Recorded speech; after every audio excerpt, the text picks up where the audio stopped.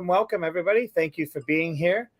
This is Coach Les along with Sujata Tiwari, and we are here this evening in Life's Podcast with Sujata and Coach Les. And tonight we are going to have a rip-roaring fun Friday night podcast. And if all of you could see, Sujata is dressed for success. Woo-wee! So for those of you That's very kind of you. You're going to have to speak up a little. I said that's very kind of you. You're welcome. You're welcome. And we're joined on stage here on Clubhouse by Selena and Jeanette. And we are currently on Twitter, YouTube, LinkedIn, and 5 Facebook platforms along with Clubhouse. So thank you all for being here. I just suddenly realized that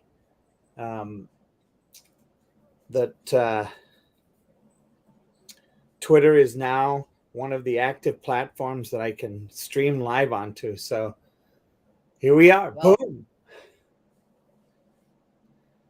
So Sujata, what is it we're going to be talking about tonight? I'll let you decide. Well, no, we talked about it last night, and I said write it down so that we could remember.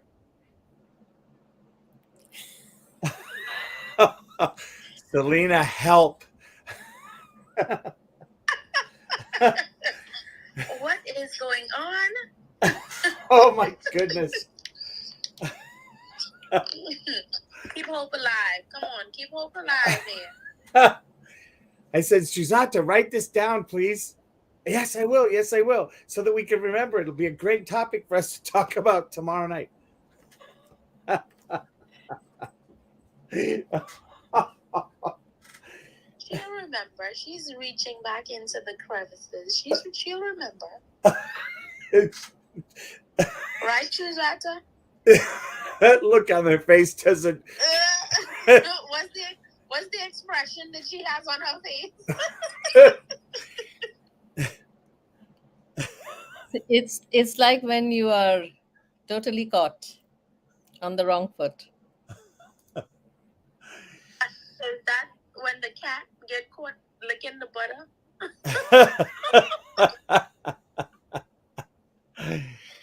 Oh my goodness gracious. I am thinking of a response which should not be deemed as an excuse. So all right, just mind your P's and Q's there now. I seem to be doing that quite a bit nowadays with Coach Les. Hey, I brought up P's and Q's 3 podcasts ago. Can we not let that go?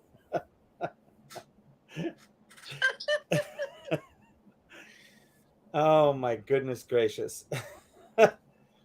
See, Selena, I'm looking at your bio here, and it says, I empower seniors to age in place and live independently with grace and dignity. I specialize in aging in place, interior design consulting, professional organizing. So I guess we're both seniors here. Oh my goodness. Oh, y'all are not right. Oh.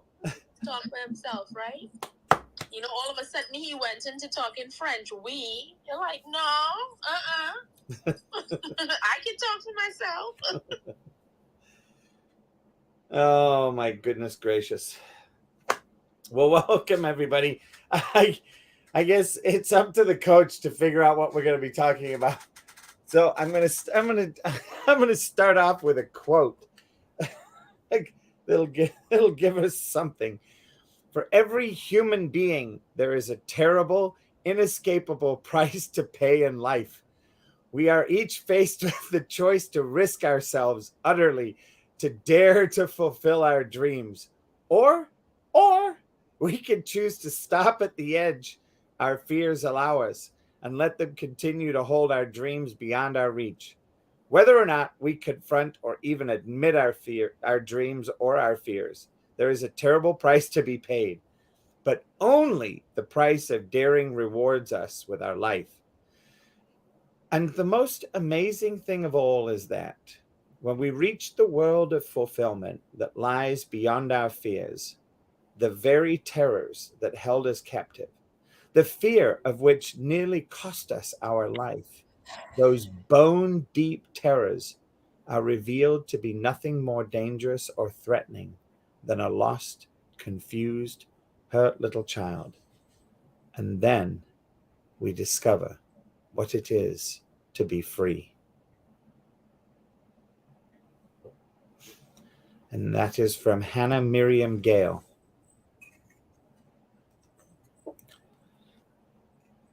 Have you ever heard that quote before? I've never heard it. Jeanette, have you heard that one before? I have not heard it before. All right. Cool. I found something new. Well, I think tonight it's a perfect opportunity for us to discover and chat about what I would call the missed opportunities in relationships when we're not sure what happened. And many of us, we all have a way of wishing that people would communicate with each other, wishing that people would communicate with us. And we have this fixed way in our mind that communication, quote unquote, should show up a certain way. And when it doesn't, we don't even realize it. And we look at the event that we're dealing with, and there's something, and we're not sure what happened. And there's something missing.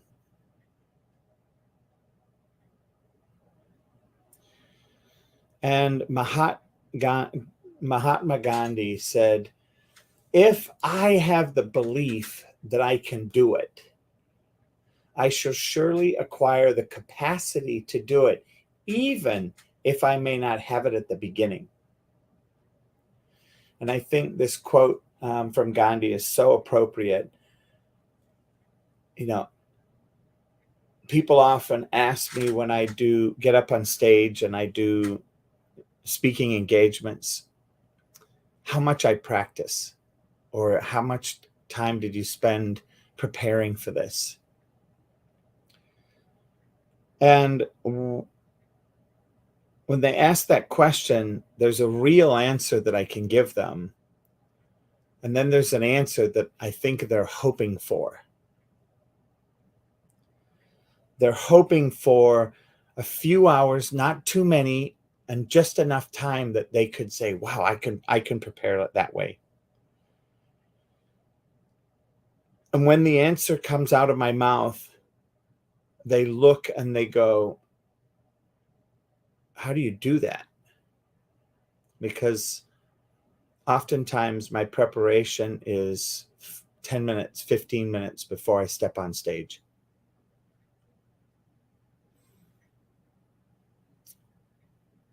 And what I've learned is each and every person here, Leslie, Sayami, Lotus, Jeanette, Selena, you, Sujata, we've all lived life. We've all had so much poured into our brains, so much content, more content than we even can realize, because our sensory organs are always loading information into our brain. We have enough. We have enough information. And yet, we have an experience of not being enough, me included. And when the miscommunication happens, the first place many of us will go to is, how am I not enough? What did I not do?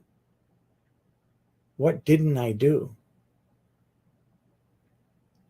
And if I can fix this, quote unquote, how can I not have it happen again? Because I don't like the way it feels. Because we associate all of those feelings from those mistakes that have happened in the past, and all the emotion that comes with it, and it hits us in that moment when something happens and we're not sure what happened, and we suddenly pour 58 years of information onto that subject. And it stops us in our tracks because there's so much emotion.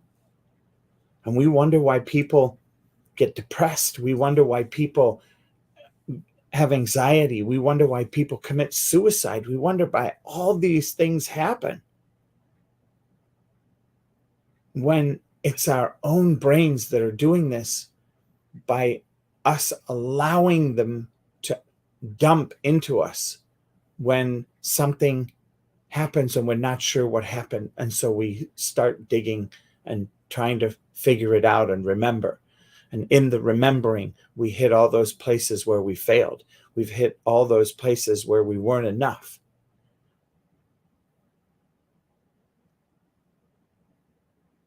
And tonight, I want my intention in this moment and in this conversation, what I realize is to be able to share with each and every person, we are enough. We've had so much happen to us.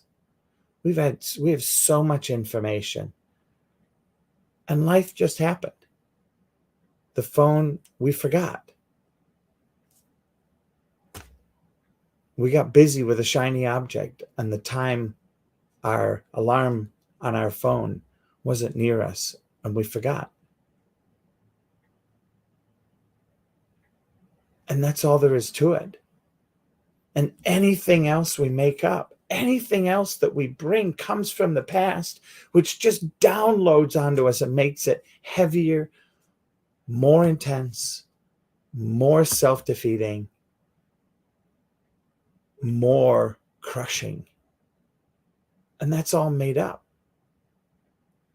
So the next time you're not sure what happened, think of this conversation where you stepped into a podcast with two people who had a plan, not sure what happened, joked about it, and then one of them recollected the skills that, in my case, being the faith that I am, that God's given me these tools, and I am enough, and I have enough, and I know I can talk about 1,000 topics, 2,000 topics, and create something that everybody will walk away with, a nugget.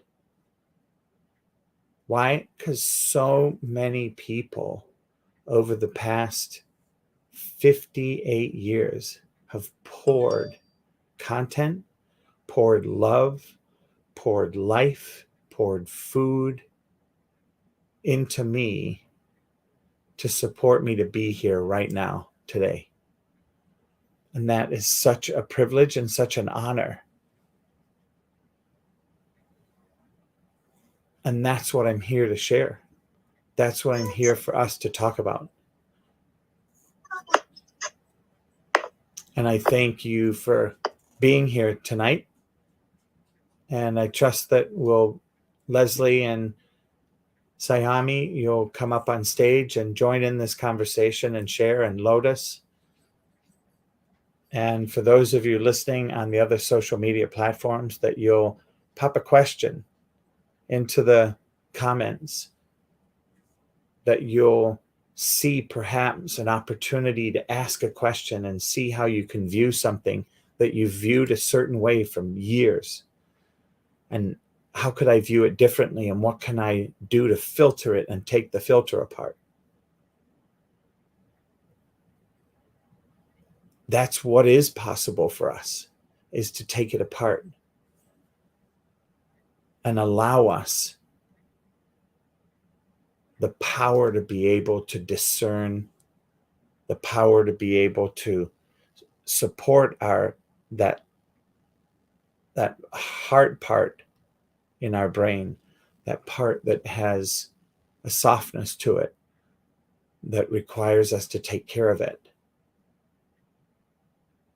And that the pain of bumping into new things is no worse or no better than the pain from the past. So let's play.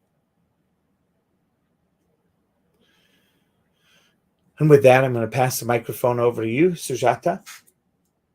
What do you hear? What do you think about tonight's possible topic? So, firstly, after what you have said, it's quite good to sometimes forget and not go by the prescribed format or what we had planned. It's like a non-linear thinking. Just go with the flow, and maybe something new will come up which could be equally worthwhile than what we had thought of. And life is also like that. We think of doing something, and something happens which throws us off track or off balance. The key is to get back into track and just manage the situation, which I think you've done very well. And as a speaker, I have always said this, including in the recent podcast of mine, that I said that I do not prepare. I'm one of those extempo people. I've tried very hard to go and rehearse things. It doesn't work out for me. What works out for me is to be on the spot and say things which come to my mind or from my heart. So it's sometimes good that you forget and you come up with something new, which could be equally wonderful, since we have so much of wisdom that we can share on any topic.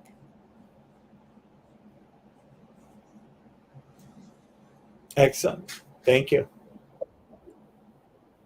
And with that, I'm going to pass the mic over to Selena.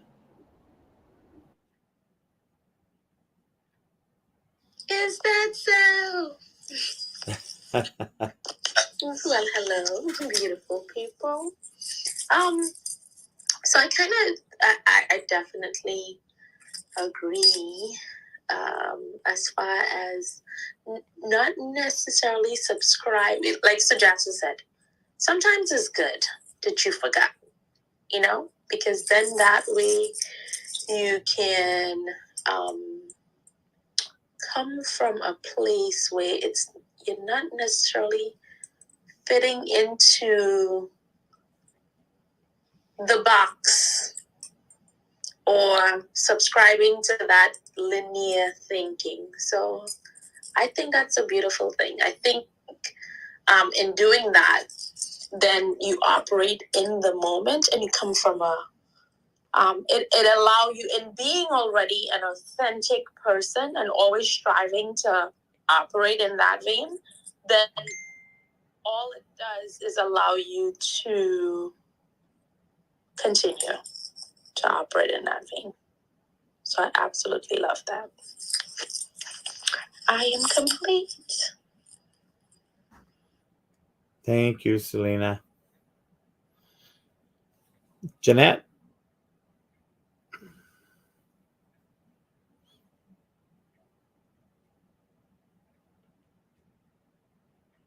I'm going to pass right now, Coach. I'm almost home. I'm driving. Okay, no worries. Yeah. All right, Sister Katherine, how are you? Excellent, Coach. Excellent. I think I came in a little late. Could you just please bring me up to what we're discussing tonight? I'm sorry. I'm going to let Sujata recreate it. Hold on. No, she's shaking her head. Selena, would you like to recreate what we're up to tonight? Really? You really want to interest me? Yes. Katherine? Really? I do. Ooh, okay. Let's see if I can recreate it. So, how would I say? I guess we entered into the room with Coach Les was depending on Sujata, remembering what they had discussed. And Sujata had not remembered, but what that allowed was the opportunity to just come from that place of being in the moment, not subscribing to that linear way of thinking, like, okay, we were supposed to discuss this. So it allowed us to just operate in that moment. And Coach Les made reference to that there's been so much that's been deposited into us. So many people, life circumstances that has been deposited into us. So a lot of times we can pull from that versus feeling that we have to subscribe to tons of, I guess, rehearsing or subscribing to that we have to fit within or conform to. I need to study or I need to have this rehearsed to the T. And no, maybe coming from a more authentic place of just operating from the gifts that you already have deposited and the people who's already poured into you and the life circumstances that you can richly bless just from speaking from that place. So I'm not sure if I captured it completely, but that is it, Katherine. I think, Coach Les, do you care to add to it? I'll give it an A. Yeah, you did pretty well. Pretty well. All right, I'm gonna toot my own horn and pat myself on the shoulder. Well, yeah, I would give you an A. So I was pretty impressed. So thank you very much, Selena. Sujata is not as generous with her grading. I think you will not fall into the trap of whatever Coach Les is doing this at this moment. Okay, you know that I'm not really into grading. When I say pretty well, it could also mean the same, different words. I agree. I don't take any offense. It's still love in the house. There was no offense. Agreed. Coach Les was just trying to start trouble, Sujata. You know that's what he does well, right? Sometimes like to pull my leg. Maybe the moment is not very right, but that's what. Yeah, he does. Yeah. I think Lotus is laughing with me, so I'm happy. I am.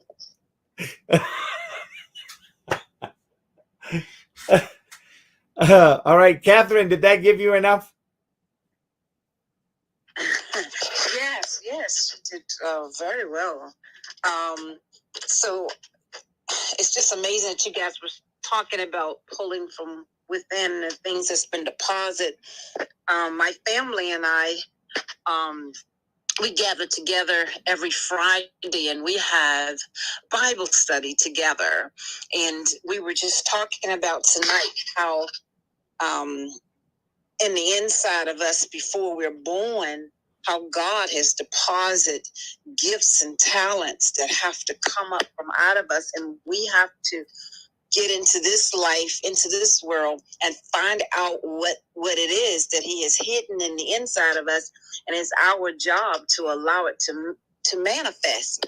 And so we were talking about what gifts, what is it that's in the inside of us that need to come forth, and then how do you go about to have that pulled out of you? And just listen to what you guys were saying, how other people will deposit, and how working or over the years, how people will just, that you come in contact with, how you connect, and how that connection cause things to help guide you in the life that's been God has placed you in here in this earth realms, and it sharpens you, or it could move you away from your destiny, move you away from what's been God has already deposited within you, causing you not to allow it to manifest, and you ended up doing other things that you should not.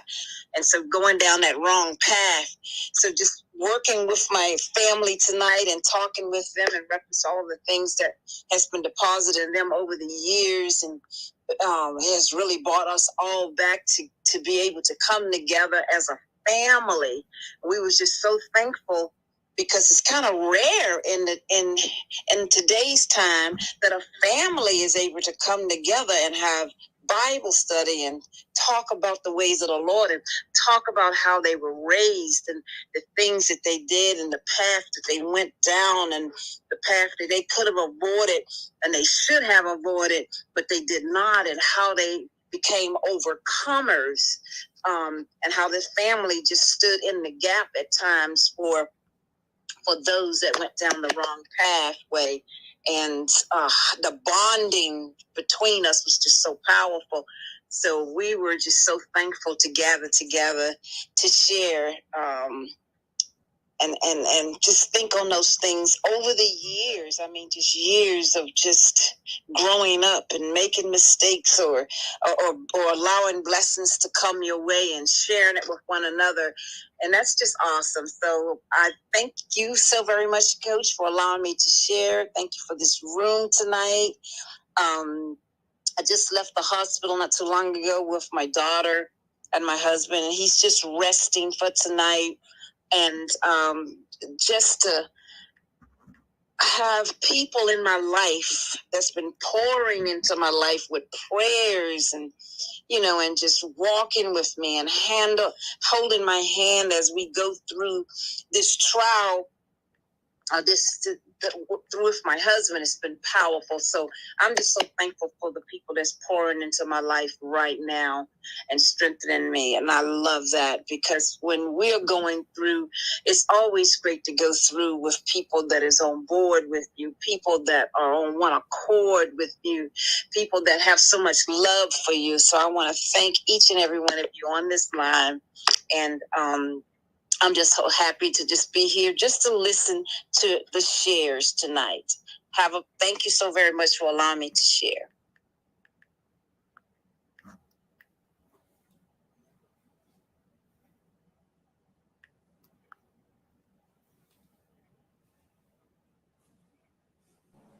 Thank you, Catherine. It's always a pleasure when people come up to the stage and share, because when you give time, that's the greatest gift that you can give.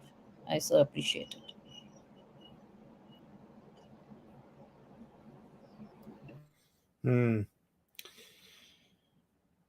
And with that, I would love to hear what Lotus has to say about what we've shared so far.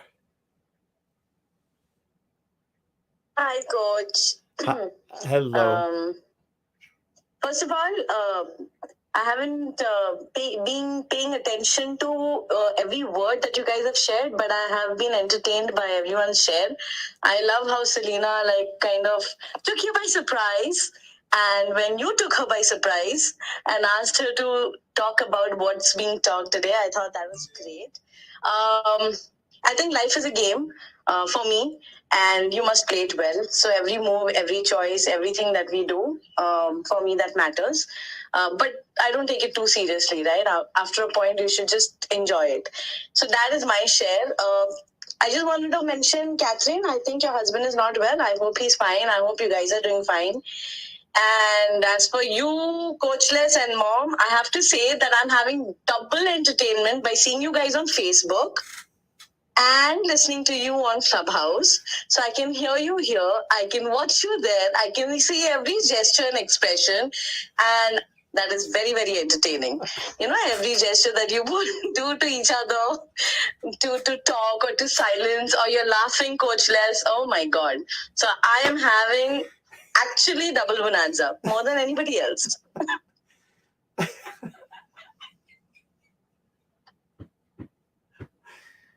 Well, at least we provide entertainment, if not wisdom. Well, it's both. Why can't it be both? Wisdom with entertainment. I think that's amazing. I agree 100%. Oh my goodness, y'all are true. I agree 100%. Awesome. Well, I think the place to go next with this conversation really is to delve into how is it that we do get stuck? What is it that triggers us to have us get stuck? And what are some things that we can do to get that after, as we go into this conversation, that we can take away from tonight to use us to get unstuck? And I think first, I want to say that my reasoning that I see that most of us get, well, all of us get stuck at some point or another, is that we have this big red button and life pushes that button. Sometimes it's a person, sometimes it's an action, sometimes it's a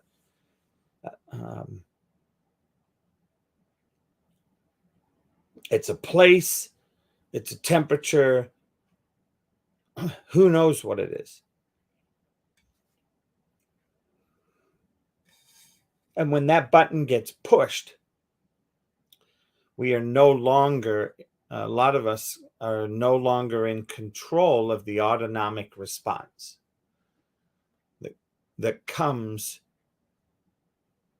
And for some of us, it's when we're not paying attention and we suddenly turn almost animalistic and we either explode or contract and we do some version of intense escapism. I guess this is the best way to share it. And I really think that there's an opportunity here tonight for us to start to see and look for examples in our life that we can start to go, oh, now I can see what happened and why I was that way and why it was.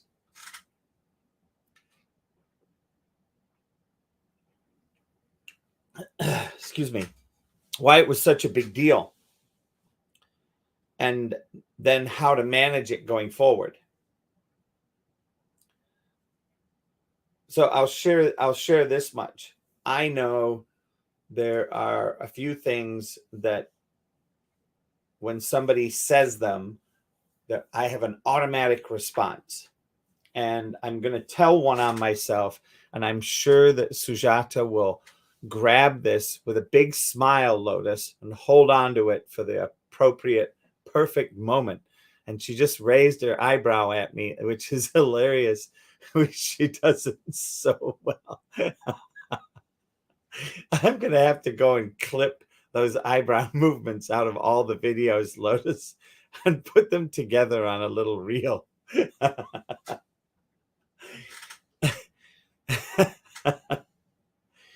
But one of them is when somebody says my full birth name, Leslie, I immediately go to my stepmother when I was 8.5 years old, and she is correcting me in some way, shape, or form, or having a correction moment, i.e. disciplinary moment.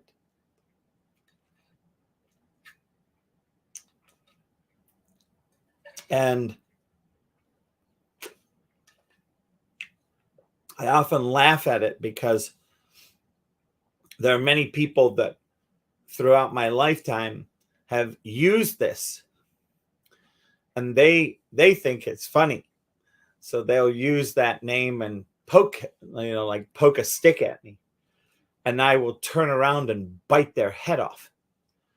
And and they'll look at me like with this incredulous shock. Wow, what got you all twisted? And I will look at them and say, well, my autonomic response to that name is my stepmother getting very upset with me and then about to discipline me. And in no way, shape, or form are you ever going to get to discipline me. So I turn around and I bite back. And I apologize for that. And it is a lot less now than it used to be. Now I turn around and smile and just remember the times when I would launch an attack. So inside of recreating our experiences and of not sure what happened, and as Katherine put it, what's inside of us that can be extracted to make a difference. So how can we, in this conversation, start to look at some of those autonomic responses that are not healthy for us? And how do we tackle them, and what can we put in place? So that's where I'd love for the conversation to go from this point. And with that, I'm going to pass the mic to Sujata. So, my thoughts on this point that you raised is the person who's saying things to you, they don't know what triggers us. We know what triggers us. What I always tell myself is that don't let others define you. And if I know that the person in front does not know what triggers me, even though it might trigger me, I will still not respond in a way that they know that I got triggered, and I'll let it pass. Maybe I just won't make any response, or I'll just smile and let it be. The difference is when somebody who knows your trigger and says something deliberately to you, then that is something which needs to be handled differently. So if I know that somebody knows that this is a sensitive matter for me and they do it deliberately, then I have two choices. One is to bite their heads off or give them good, or I use the power of silence where I just don't respond because the other person is expecting me to get riled up, is expecting me to respond. And the biggest thing to defeat the purpose is to not respond. And I do that more often because I feel that I will not give you the satisfaction or the importance of what you wanted to achieve. And that's how I've been operating. There have been people who have said uh, very hurtful and non acceptable things about traumas and tragedies of my life. And I just walk away and I just become silent. Sometimes it's interesting to know that they come back to apologize. That's my share on this matter. Would love to hear others.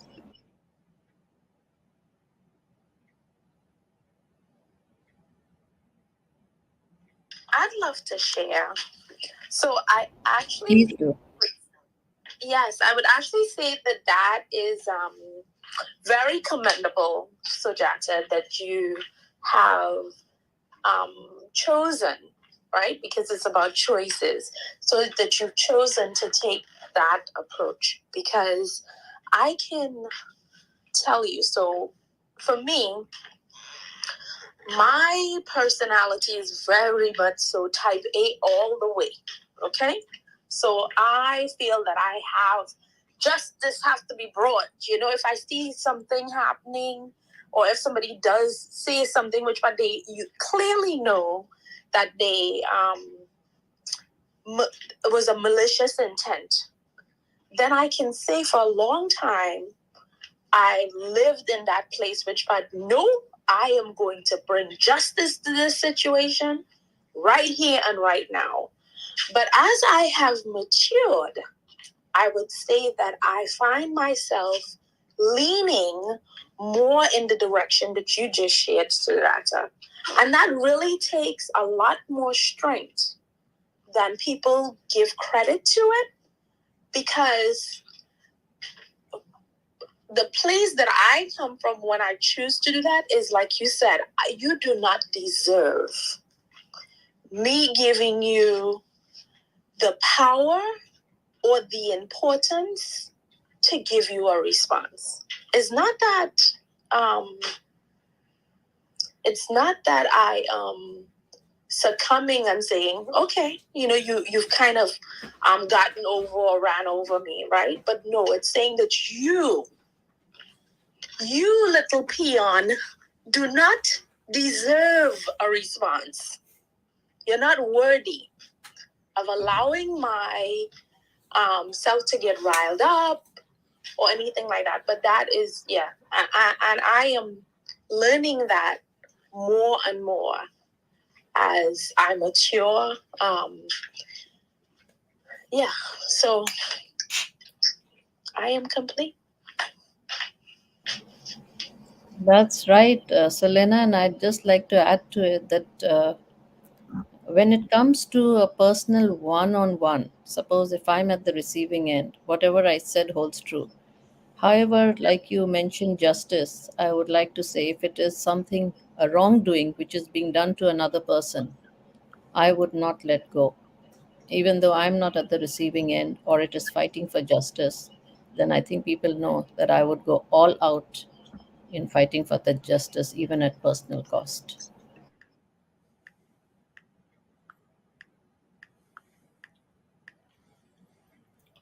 Which is clearly evident in your books. Very tenacious, driven. Yes, agreed. And I think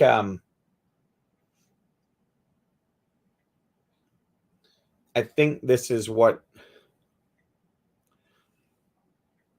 what creates entrepreneurs.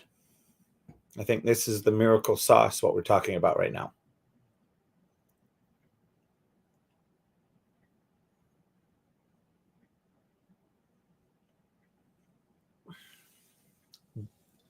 Jeanette, are you at home and able to chat yet?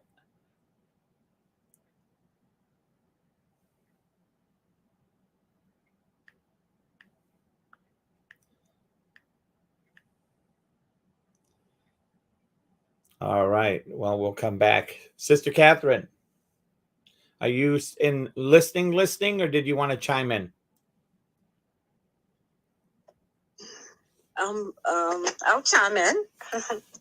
I would like to focus in on dares, a dare that has gone wrong in a person's life. They started off joking, and and under the pressure, peer pressure, and how you can so easily be influenced to do something that you won't normally would do. It's just like, that's just not my makeup. But just because somebody dared you to do it, and then you, out of pride, went forward with it.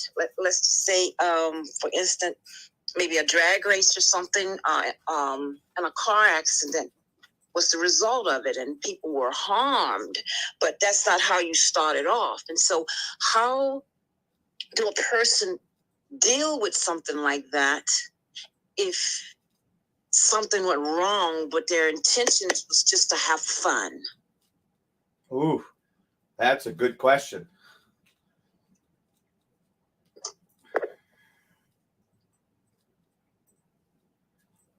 I think that there's so much that when you, I'm going to use, when you play with the devil, you got to be ready to be burned. Remember that? Have you heard that before, Katherine?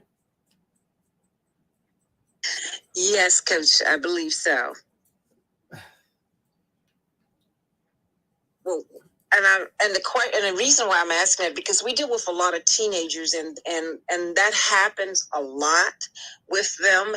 And when things go sour, it's really difficult to kind of like pull them out of it, because we know that their intentions was good, but it ended up so drastic. So, it turned north on them. And so how do you, what are some of the things that you would say to someone that started off with just having fun, and then they ended up and everything was just turned around, and now they're young and they're going to have to deal with this? Let's just say if one of the teenagers died, what would be how would you coach them through that?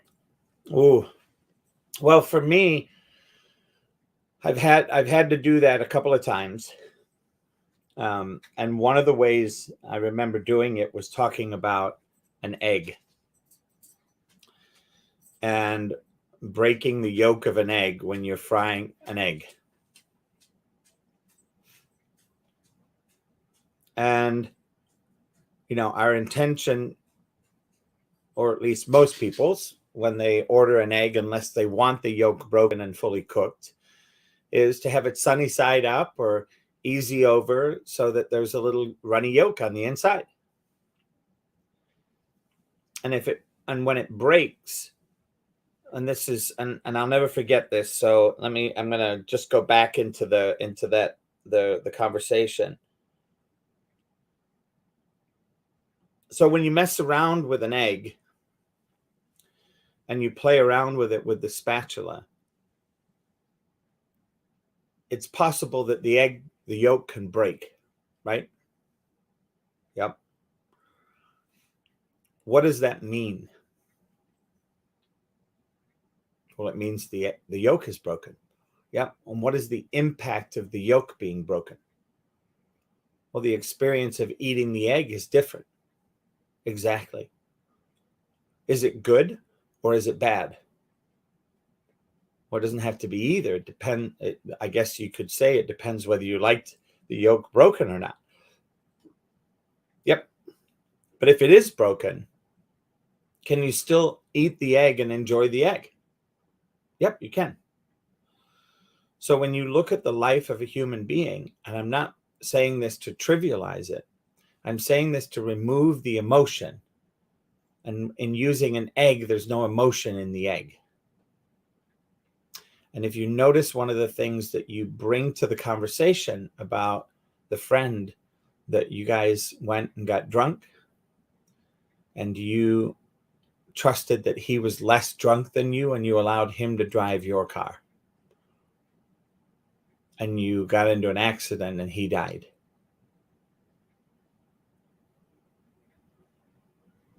It's much like the yolk breaking when you think about it. Okay, coach, I can see that. How do I deal with the emotion that's tied to the human being, though? Well, first off, do you think that he's in a better place? Well, I think so.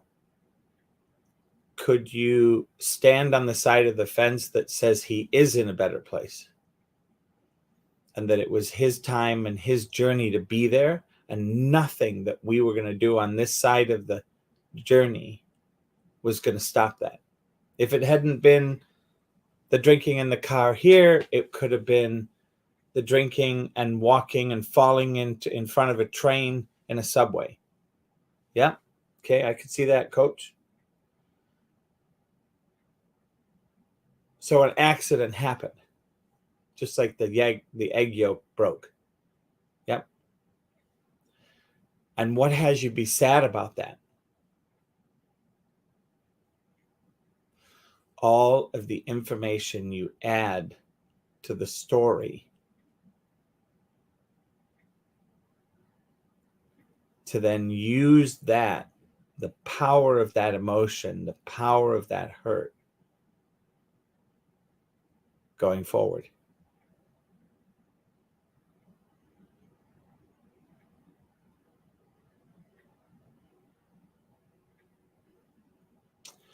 So I'd love to hear what you think about that, Katherine.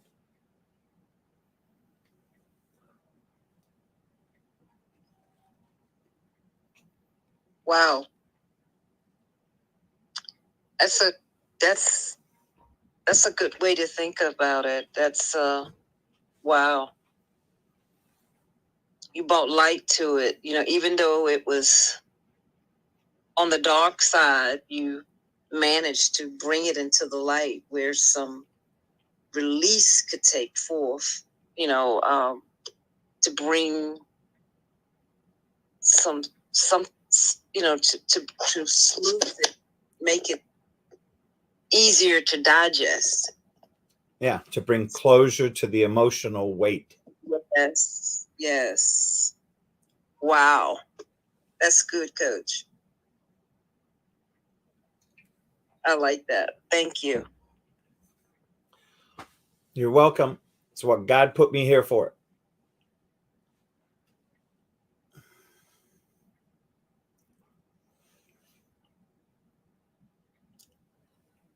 Lotus.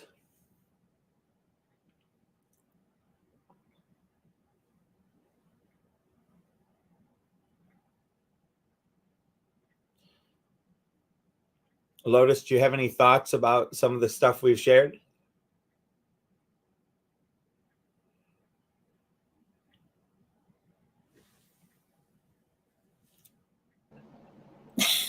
I go to pass at this moment because I'm caught up in a meeting. So I will respond a little later if that's okay. No problem. No problem. Okay, no worries. Thank you for letting me know. Jeanette, are you back with us? I am back. That is pretty deep. And you know what happens when the discussion is really deep and your brain is fried? You're better off listening. It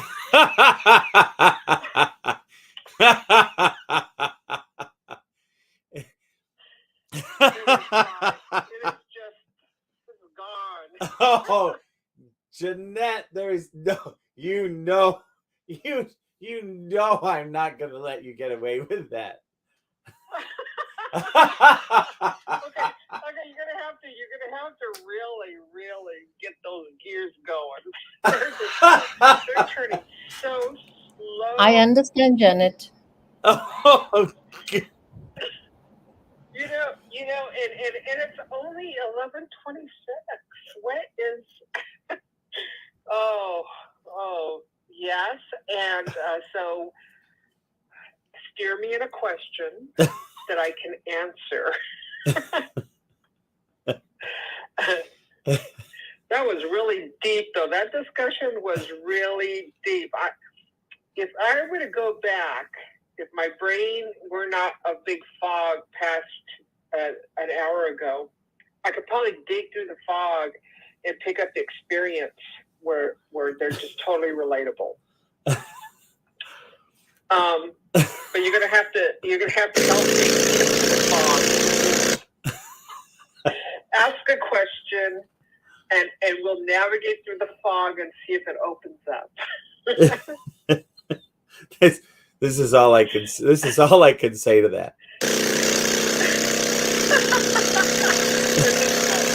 No, it didn't help. What's that? That didn't help. At least you're making me smile. That's a good part. That was a really deep conversation.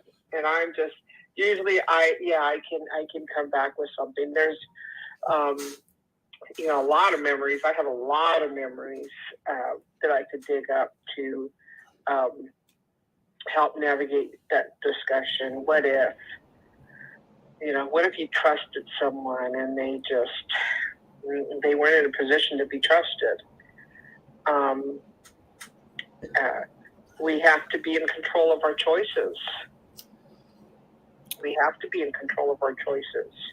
And I think we also need to be willing to take the consequence of the extremes of our choice. Exactly. And I think this is what, when I've had conversation with teens, I ask them to tell me the extremes of choices. Mhm. And I sit down and I have a discussion. Let's look at the extremes. What are the extremes? Usually the one extreme is death, right? Because it can't go much further. You can't go exactly. But the other extreme is the one that's wide open. And I think that both extremes, though, require the brain to play from its own experiences. And when I look at my experiences of death, right at this moment, my experiences of death, if I look back through my life, are me seeing a gal that I was supposed to have a date with who died over Christmas break in high school, that I'd been waiting a year for her to say yes to going on a date. And she had said, yes, we'll go on a date when I get back from the holidays. And the next time I saw her, it was in a casket. And my experiences from that are, I never want to see an open casket. It's not something that means anything to me. All it does is leave me with a snapshot in my head of somebody that was not her. Because they had so much reconstruction to do, because their company private jet overflew the runway and ended up in the Gulf. And and then my other experiences with death are my dogs, putting them to sleep, and then coming home and to one that I know had died while I was riding a motorcycle home. Having to turn the switch off on my stepmother after a serious car accident, and knowing that if I didn't turn the switch off and they did all these operations and they got her back, and if she ever found out that I had that opportunity to flip the switch, and she knew that I made a promise to her that I would flip the switch, and if she was meant to stay alive, she would, and if she wasn't, she'd go. And she left. And she said, I will know that you were selfish if you can't turn that switch. And so I learned a new level of accountability in the world of that death. And the only thing that gives me solace in flipping that switch is that she said if she came back and found out I hadn't flipped that switch, she was going to haunt me for the rest of her days. So when you think about some of these extremes, and then the other extreme is, being connected to somebody who was a lottery winner and watching how it changed their life. And that 7 years later, they were back to their same financial status and had nothing to show for it except, well, they had some experiences to show for it. But that's it.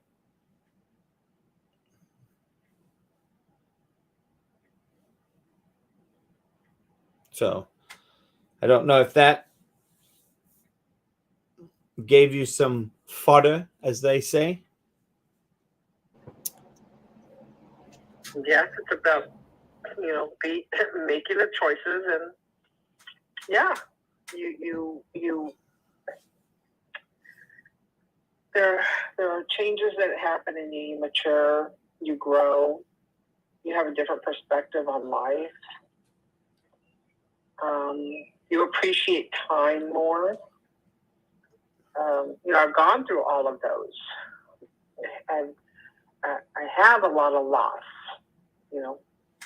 throughout my life. In the last 5 years, significant losses.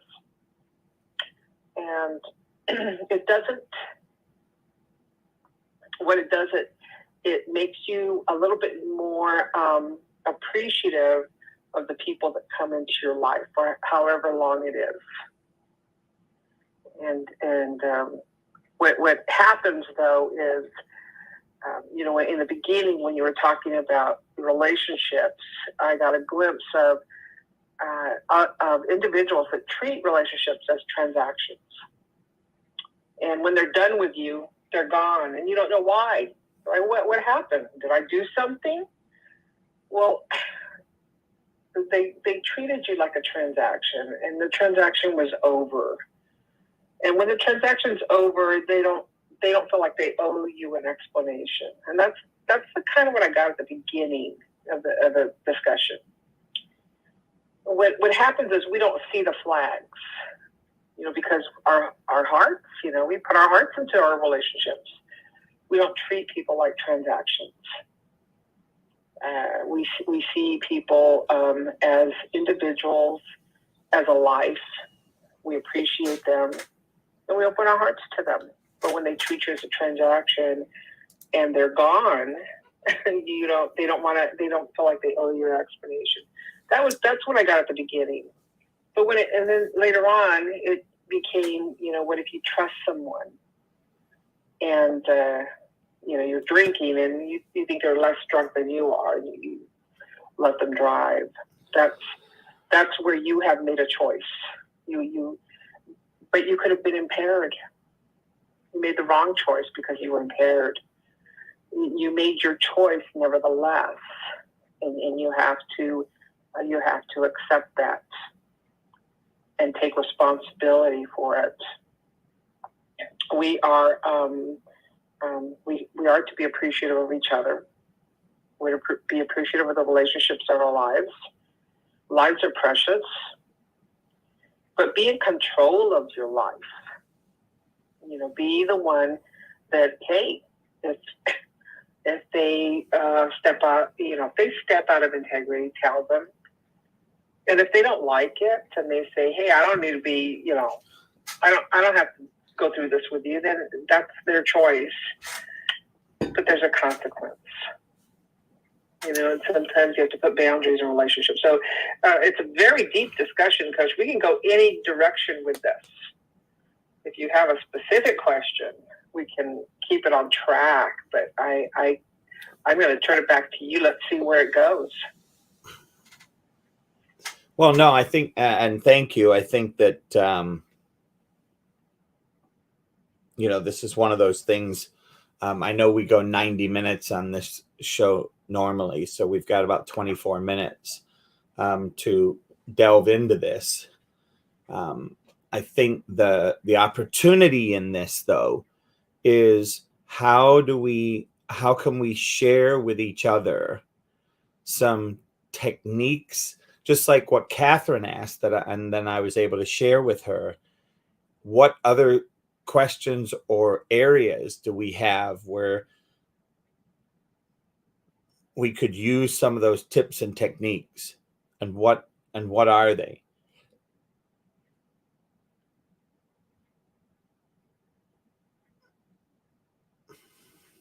So, well, I can tell you one technique. I had a family, they were screamers. They had their bipolar, they would just go screaming, and I would just go, shh, shh. Let's be calm here. And it worked all the time, and they would look at me like I was crazy. But I had to calm them. I had to get them to slow down. That was my tip when you have a family that's bipolar, they just like to scream. Shh. You just distract them with the quieting of a shush. And so shushing, do you know why shushing is so powerful? Why is that? Because I never knew why. All I knew is it worked. Well, so I was taught it by two people in an audience, by a mother and two kids in an audience at the Renaissance Festival, when I would try and overpower the crowd with my voice to get them to be quiet so that I could continue with my presentation. And it would work. The difficulty was sometimes midday Sunday, because the show was Saturday, Sunday. midday Sunday, I'm out of a voice. So I had to learn. And one of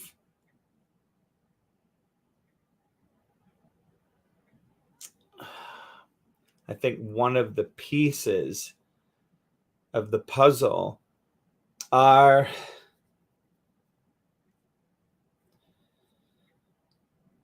finding that spot inside you that is like the calm in the storm, and knowing how to ground into it as we go along, or find somebody to communicate with that will speak to that calm and ground in that.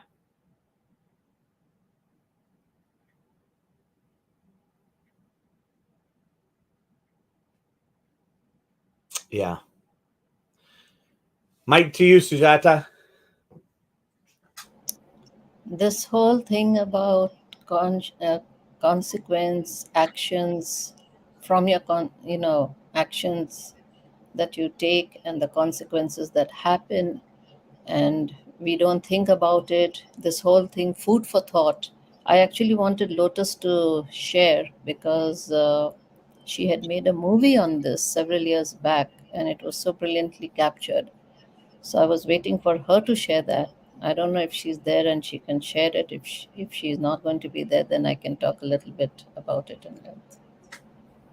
I, when Lotus, I when I talk to teenagers, is she there? Just find out. Lotus, are you there? Yeah, I'm listening, but mom, go ahead and share that movie because I won't be able to talk for too long right now. Permission granted. So several years back, she actually made a movie, and the theme of the movie, it was really a brilliant movie. It was about these youngsters, who were in at a party, and some of them had been drinking quite heavily and probably doing other stuff.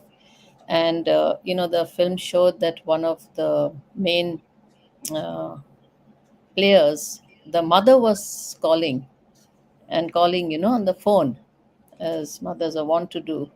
And this person was not responding at all. And several hours later, it sort of shows the person in hospital.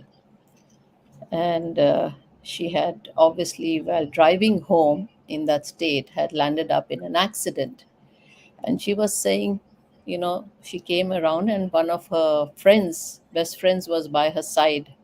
And she was telling the friend, I really don't know what happened. And she was talking more about the boyfriend, the boyfriend, what happened to him, is he okay, and stuff like that. And this friend was obviously in conflict of what to respond to her.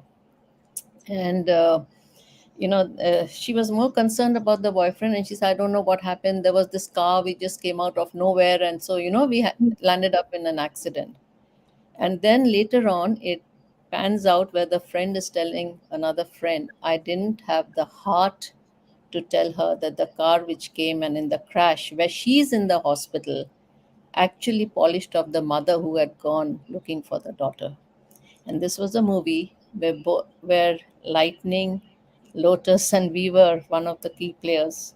And I remember somebody who had come to see had said to me that, "Oh, you got bumped off," but that's okay. What I was just trying to tell you, it was a brilliant movie. You played yourself, I played myself. Thanks. Yeah, yes, that's right. So it was a beautiful movie, which begged the audience to think about the actions and the consequences that arise from the actions. Yeah. And we never know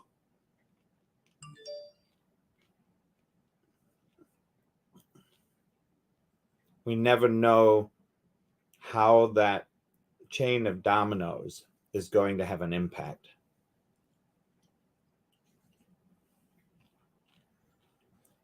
It's just when I talk to youngsters or teenagers and all, because what happens is there's a lot of communication gap between parents and teenagers. And so when a third party person is advising them or trying to guidance, they're more likely to listen at least. And what I try to do is to build up that space that you should not be influenced by your friends, by your surroundings, or what the media or whatever, the ads or whatever you try to follow in keeping up with what's going around you. That is very important to build a strong character, that you think and make the right choices, and just don't go with the company that you keep. That's, I think, very important. Well, and I think part of that comes from, what's right and wrong, because everybody's right and wrong is different. So it really is an opportunity to teach children and teach people language, words, how things are said, how things are done. Yeah. Selena, did you want to chime in?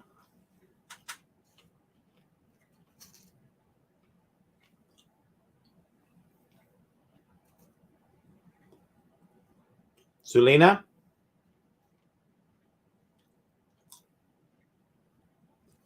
I'm gonna have to pass right now. I'll come back around in a few minutes. Sister Katherine.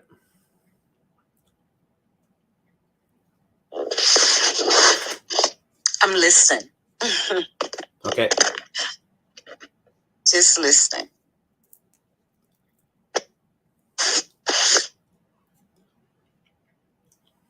All right. I guess that shapes our conversation, Sujata. Yeah.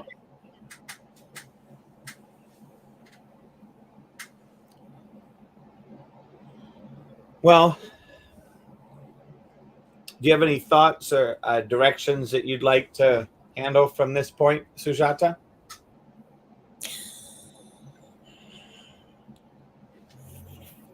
For when? Tonight, right now. No, Otherwise, this is a good ending spot. Yeah, it is a good ending spot, because I think we have given a reflective kind of an atmosphere. So sometimes you ponder and reflect, and you don't just always jump into conversations with answers. You need to think about what was laid out to you. And I think we have achieved that. Yeah, very much so. I'm very happy with the way it went. Yes. So for those of you that this is your first time here, thank you so much. I just saw Terry pop in and Naveed down below. And hi, Yuki. It's so good to see you in the listening lounge. We would love it if you would come back. I do podcasts on Monday and Tuesday solo, and then I do podcasts with Sujata Wednesday, Thursday, Friday. And we'd love to have you back. We'd love to hear if you have a topic you would like us to discuss. Please send us a back channel. We'd be more than happy to tackle it. And with that, unless there's somebody that would like to jump in with a comment, jump in with a share.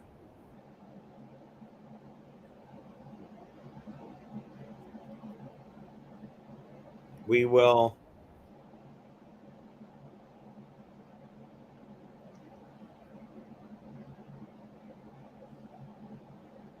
move forward with the closing of the room.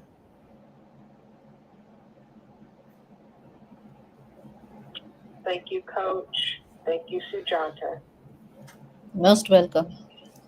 You are very welcome. So I'm going to just, before I close Clubhouse, I'm going to do the closing stuff on on the social media. Here goes.